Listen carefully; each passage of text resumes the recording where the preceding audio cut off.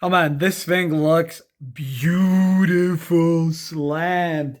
Such a clean car, man. It sits phenomenal. Whatever fitment he got, we got lucky on the fitment. Definitely fits so good. Really, really, really, really nice. It kisses the floor. Like when these Accords air out, man, they look so gorgeous. And this one is a prime example, Simplicity Accord. Follow him on Instagram. So it's on static air right now. We just dropped it. I just wanted to see how it sits. Basically aired out. The lines are ran. The suspension is installed. I love it. I like the setup. I like the fitment. The fitment is just perfect. Get a nice little tiny tuck in the back, just so flush. Font is pretty much fender to lip. It's really, really, really, really, really close. Like we're talking about like close, close, close, close. I love it. So what I'm going to do now is I'm going to probably call it a night. I did a lot in one day. It's pretty much done. I'm going to focus on organizing the trunk, running the wiring, and then I'm going to be setting up the trunk. And we're going to take it for a rip, and I'll show you guys how I set up the trunk. Just stay tuned for more, but I love it so far. These things slam. Obviously, on SqueakyClean Air suspension, I can't talk about other brands, but it's definitely on the ground and looks sick. All right, all right. So for wiring, very simple. As you can see, I wired it up. Where is it? All right, so made a little slit on the positive wire. We ran the wire through here just so it's nice and OEM looking. Ran a little bit of loom just to make sure that it kind of matches and meshes with everything in the engine bay. I did not want to go through the firewall, which is over here. It's a brand new car. I don't want to butcher it up, ECU and all that kind of stuff. So I avoid going through the firewall whenever I can.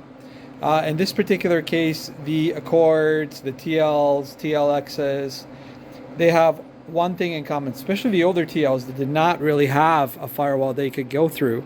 Some people would drill a hole through the actual metal and then kind of use a grommet and fish it through there, but you really don't have to. So I ran it behind here.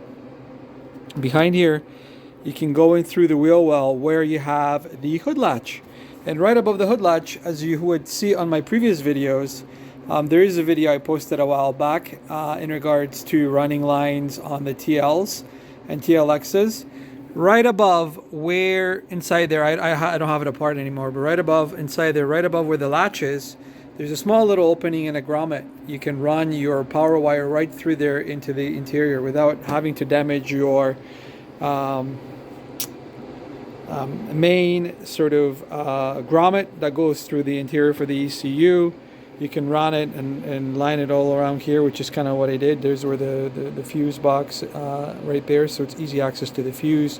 But what I like about it is by doing it this way, it kind of meshes with the interior, and you don't even know that you have any extra installation. It looks very OEM and sleek. And then you run it behind here. You can remove and pop this cover up, fish the wire through right above the wheel well. It's quite high. It's quite above, so you don't have to worry about chafing it when you're driving around. Route it in through there, through the grommet into the interior. Ran it along the panels. Very easy on the 10th gen. You just remove the rubber trim, remove the sills, and run it right behind to the back.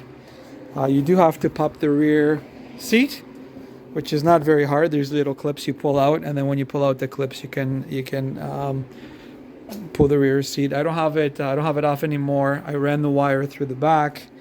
I'm just cleaning up, and here's your power wire right there, nice and clean. You don't even know where it came from. So that's my tip. When it comes to Accords, I guess still on the 10th gens, TLs, TLXs, don't run it through the main grommet.